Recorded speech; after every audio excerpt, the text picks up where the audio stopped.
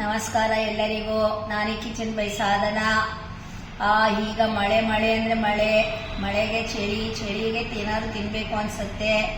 ಸುಲಭವಾಗಿರುತ್ತೆ, ಎಣ್ಣೆ ಕಡಿಮೆ ಇರುತ್ತೆ, ರುಚಿಕರವಾಗಿ ಖಾರವಾಗಿ ಗರಂ ಆಗಿರುವಂಥ ಒಂದು ಪದಾರ್ಥ. ಸಂಜೆ ಹೊತ್ತು ಬೇಕು ಅಂದಾಗ ಕಾಫಿ ಜೊತೆಗೆ 10 ನಿಮಿಷದಲ್ಲಿ ರೆಡಿ ಆಗುವಂಥ ಪದಾರ್ಥ ನಿಮ್ಗೆ ಮಾಡೋದು ಹೇಗೆ ಅಂತ ತೋರಿಸ್ತಿದ್ದೀನಿ. ಏನದು ಅಂತಲೂ ಹೇಳ್ತೀನಿ ನೋಡಿ. ಇದು ಪೇಪರ್ ಅವಲಕ್ಕಿ ನೋಡಿ. ಇದು ಪೇಪರ್ ಅವಲಕ್ಕಿ. ಅವಲಕ್ಕಿಗಳು ತುಂಬ ಥರ ಅವಲಕ್ಕಿ ಬರುತ್ತೆ. ಕಡಲೆಪುರಿ ಬಟ್ಟಿಗೆ ಹೋಗ್ಬಿಟ್ಟು ಬಟ್ಟಿನಲ್ಲಿ ಹೋಗಿ ನಾವು ಪೇಪರ್ ಅವಲಕ್ಕಿ ಬೇಕು ಅಂತ ಕೇಳಿದ್ರೆ ಪೇಪರ್ ಅವಲಕ್ಕಿ ಕೊಡ್ತಾರೆ. ಅದು ಪೇಪರ್ ಅವಲಕ್ಕಿ ಅಂದ್ರೂ ಅದ್ರೊಳಗೂ 3-4 ಥರ ಇರುತ್ತೆ. ಇದು ನೈಲಾಂದು ಅಂತ ಕೇಳಿ, ಇದು ನೈಲಾಂದು ಅಂತ ಕೇಳಿ. ಈಗ ಅದಕ್ಕೆ ಬೇಕಿರೋದು ಎಲ್ಲರಿಗೂ ಗೊತ್ತಿರೋದೆ. ಕಡಲೆಪುರಿಗೆ ಒಗ್ಗರಣೆ ಹೇಗೆ ಹಾಕ್ತೀವೋ ಅದೇ ಥರ ಇದಕ್ಕೆ ಸ್ವಲ್ಪ ಒಣಕೊಬ್ಬರಿ ಸ್ವಲ್ಪ ಈ ಥರ ನಾವು ತಗೋಬೇಕು, ಕಟ್ ಮಾಡ್ಕೋಬೇಕು. ಈ ಥರ ಇರುತ್ತೆಲ್ಲ ಸಿಪ್ಪೆ ತೆಗೆಯೋ ಪೀಲರ್ ಇರುತ್ತಲ್ಲ, ಪೀಲರಲ್ಲಿ ಮಾಡಿದ್ರೆ ತುಂಬ ಈಸಿಯಾಗಿ ಈ ಥರ ಬರುತ್ತೆ. ಅದಕ್ಕೆ ಒಗ್ಗರಣೆಗೆ 1-2 ಮೆಣಸಿನ್ಕಾಯಿ, ಬೆಳ್ಳುಳ್ಳಿ, ಕಡಲೆಪಪ್ಪು, ಹುರ್ಗಡ್ಲೆ ಕಡಲೆಪಪ್ಪು ಯಾವ್ದಾದ್ರು ಇದೆ, ಕಡಲೆ ಬೀಜ. ಮತ್ತು ಒಗ್ಗರಣೆಗೆ ಬೇಕಿರೋದು ನಿಮಗೆ ಗೊತ್ತಲ್ವಾ, ಎಣ್ಣೆ, ಸಾಸಿವೆ, ಇಂಗು, ಕರಿಬೇವು ಹಾಕ್ಕೊಂಡು ಒಗ್ಗರಣೆ ಹಾಕೋದು.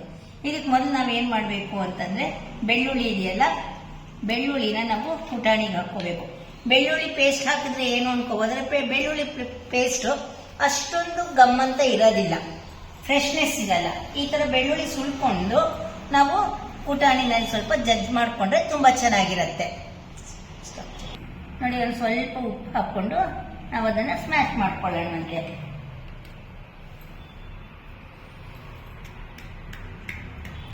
ನೋಡಿ ಸ್ನೇಹಿತರೆ, ನಾವು ಬೆಳ್ಳುಳ್ಳಿನ ಈ ಥರ ಸ್ಮ್ಯಾಶ್ ಮಾಡ್ಕೋಬೇಕು, ಮಾಡಿ ಇಟ್ಕೋಬೇಕು. ಇದು ನಾನೊಂದು 10 ಎಳಿಸು ಬೆಳ್ಳುಳ್ಳಿ ಹಾಕ್ಕೊಂಡಿದ್ದೀನಿ.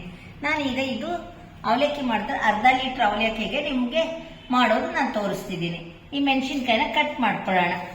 ಜೊತೆಗೆ ಸ್ವಲ್ಪ ಅರಿಶಿನ ಪುಡಿನೂ ಇಟ್ಕೊಂಡಿರಿ ಹಾಕೋದಕ್ಕೆ ಒಗ್ಗರಣೆಗೆ. ನೋಡಿ ಸ್ನೇಹಿತರೆ, ಈ ಚಮಚದಲ್ಲಿ 2 ಚಮಚ ಅಷ್ಟು ಅರ್ಧ ಲೀಟ್ರ್ ಅವಲಕ್ಕಿಗೆ ನಾನು ಎಣ್ಣೆ ಹಾಕ್ಕೊಳ್ತಿದ್ದೀನಿ ಒಗ್ಗರಣೆಗೆ. ಈಗ ಈ ಎಣ್ಣೆ ಬಿಸಿ ಆದಮೇಲೆ ನಾನು ಒಗ್ಗರಣೆ ಹಾಕ್ತೀನಿ. ಈಗ ಎಣ್ಣೆ ಬಿಸಿ ಆಗಿದೆಯಲ್ಲ, ಈಗ ಸಾಸಿವೆ, ಇಂಗು ಪುಡಿ ಸ್ವಲ್ಪ ಜಾಸ್ತಿ ಚೆನ್ನಾಗಿ ಹಾಕ್ಕೊಳ್ಳಿ. ಚೆನ್ನಾಗಿ ಹಾಕೊಂಡ್ರೆ ಚೆನ್ನಾಗುತ್ತೆ, ಗಮ್ಮಂತ ಇರುತ್ತೆ. ಆಮೇಲೆ ಕರಿಬೇವು ಹಾಕ್ಕೊಳ್ಳಿ. ನೋಡಿ, ಅದು ಹಾಕ್ತಿದ್ದಂಗೆ ನೀವು, ಇದು ತೇವಾಂಶ ಇರುತ್ತೆ, ಹಾಗಾಗಿ ಫಸ್ಟ್ ಬೆಳ್ಳುಳ್ಳಿ ಹಾಕ್ಕೊಂಡ್ಬಿಡಿ. ಬೆಳ್ಳುಳ್ಳಿ ಹಾಕ್ಕೊಂಡು ಒಗ್ಗರಣೆಗೆ ಕೈ ಆಡಿಸ್ಬೇಕು. ಸ್ವಲ್ಪ ತೇವಾಂಶ ಹೋಗಬೇಕಂದ್ರೆ ಕೈ ಆಡಿಸ್ಬೇಕು.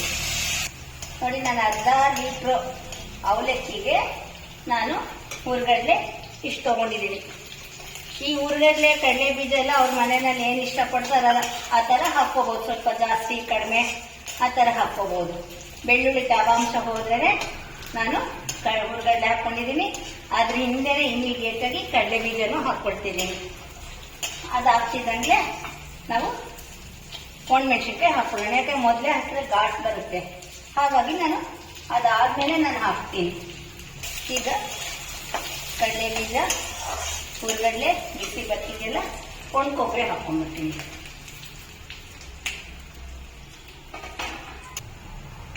ನೋಡಿ, ಕಡಲೆ ಬೀಜ, ಹುರ್ಗಡ್ಲೆ, ಕೊಬ್ಬರಿ ಬಿಸಿ ಆಗಿದೆ ನೋಡಿ. ಈಗ ಚಿಟ್ ಅಂತಿದೆಯಲ್ಲ, ಇದು ಕಡಲೆ ಬೀಜ ಬಿಸಿ ಆಗಿದೆ ಅಂತ ನಮಗೆ ಗೊತ್ತಾಗತ್ತೆ. ಈಗ ನಾವು ಅರಿಶಿನ ಪುಡಿನೂ ಹಾಕ್ಕೊಂಡ್ಬಿಡೋಣ. ಹುರ್ಗಡ್ಲೆ, ಕಡಲೆ ಬೀಜ ಇದ್ದಾಗಲೇ ನಾವು ಯಾವ ಒಂದು ಪದಾರ್ಥಕ್ಕೆ ಹಾಕಲಿ, ನಾವು ಎಷ್ಟು ಉಪ್ಪು ಹಾಕ್ತೀವಿ, 1.5 ಅಷ್ಟು ಉಪ್ಪಿಗೆ 1 ಚಮಚ ಅಷ್ಟು ಮೆಣಸಿನ ಪುಡಿ ಹಾಕಿದ್ರೆ ಸ್ವಲ್ಪ ಮೆಜರ್ಮೆಂಟ್. 1.5 ಅಷ್ಟು ಉಪ್ಪಿಗೆ 1 ಹಸಿಮೆಣಸಿನ ಪುಡಿ ಹಾಕಿ, ಅವಾಗ ಟೇಸ್ಟ್ ಕರೆಕ್ಟಾಗಿರುತ್ತೆ. ನೋಡಿ, ನಾನೀಗ 1/4 ಚಮಚ ಅಷ್ಟು ಹಾಕಿದೆ. ಎಷ್ಟಿದೆ? ಅರ್ಧ ಲೀಟ್ರ್ ಅವಲಕ್ಕಿಗೆ 1/4 ಚಮಚ ಅಷ್ಟು ನಾನು ಉಪ್ಪು ಹಾಕಿದ್ದೀನಿ. ಈಗ ನಾನು ನೋಡಿ, ಖಾರದ ಪುಡಿ 1 ಅರ್ಧ ಸ್ಪೂನ್ ಅಷ್ಟು ಖಾರದ ಪುಡಿ ಹಾಕ್ತಿದ್ದೀನಿ. ಆ ಮೆಣಸಿನ್ಕಾಯಿ ಹಾಕೊಂಡಿದ್ರೆ ಸುಮ್ಮನೆ ಅದು ಒಗ್ಗರಣೆಗೆ ಅಷ್ಟೇ ಮೆಣಸಿನ್ಕಾಯಿ ಹಾಕ್ಕೊಂಡಿರ್ತೀನಿ. ಇದು ಟೋಟಲಿ ಟೇಸ್ಟ್ಗೆ ಮೆಣಸಿನ ಪುಡಿ, ಉಪ್ಪು, ಅರಿಶಿನ ಪುಡಿ ಎಲ್ಲ ಹಾಕ್ತೀವಿ. ಕೆಲವ್ರು ಏನಾದರೂ ಅಯ್ಯೋ ನಮ್ಮನೇಲಿ ಬೆಳ್ಳುಳ್ಳಿ ತಿನ್ನಲ್ವಲ್ಲ ಅಂದರೆ ಏನು ಯೋಚನೆ ಮಾಡಬೇಡಿ, ಬೆಳ್ಳುಳ್ಳಿ ಬದಲು ನಿಂಬೆಹಣ್ಣು ಹಾಕ್ಕೋಬಹುದು, ತುಂಬ ಚೆನ್ನಾಗಿರುತ್ತೆ. ಈಗ ಬಿಸಿಯಾಗಿರಲಿ, ಎಲ್ಲ ಸಣ್ಣ ಉರಿನಲ್ಲಿ ಮಾಡ್ಕೊಳ್ಳಿ, ತುಂಬ ಚೆನ್ನಾಗಿರುತ್ತೆ. ನೋಡಿ, ಕಡಲೆಕಾಯಿ ಬೀಜ ಬಿಸಿ ಆದ್ರೆ ಉರಿ ಸಣ್ಣ ಮಾಡಿಬಿಡಿ, ಸಣ್ಣ ಉರಿನಲ್ಲಿ ಚೆನ್ನಾಗಿ ಕೈ ಆಡಿಸಿ, ತುಂಬ ಗರಂ ಆಗು ಬರುತ್ತೆ, ಟೇಸ್ಟ್ಫುಲ್ ಆಗು ಇರುತ್ತೆ. ನೋಡಿ ಸ್ನೇಹಿತರೆ, 10 ನಿಮಿಷದಲ್ಲಿ ಒಗ್ಗರಣೆ ಆಗೋದು, ಗರಂ ಆಗಿರುತ್ತೆ, ಟೇಸ್ಟ್ಫುಲ್ ಆಗಿರುತ್ತೆ. ಮಕ್ಕಳ ಕಡಲೆ ಬೀಜ, ಒಣ ಕೊಬ್ಬರಿ, ಹುರುಗಡ್ಲೆ ಎಲ್ಲ ಇರುತ್ತೆ. ವಯಸ್ಸಾದವ್ರಿಗೆ ಹಲ್ಲಿಲ್ದಿರೋಗೆ ಮೇಲ್ಮೇಲೆ ಅವಲಕ್ಕಿ ತಗೊಂಡ್ರೆ ಆರಾಮಾಗೆ ಅದು ತಿನ್ಬೋದು, ರುಚಿಯಾಗಿ ಉಪ್ಪು ಖಾರವಾಗಿ ಎಲ್ಲಾನು ಇರುತ್ತೆ. ನೀವು ಮಾಡಿ, ಈ ಮಳೆಗೆ ತುಂಬ ಚೆನ್ನಾಗಿರುತ್ತೆ. ಕಾಫಿ ಜೊತೆಗಂತೂ ಸಂಜೆ ಹೊತ್ತು ತುಂಬ ಚೆನ್ನಾಗಿರುತ್ತೆ. ಮಾಡಿ ಹೇಗಿದೆ ಅಂತ ಹೇಳಿ ಫ್ರೆಂಡ್ಸ್.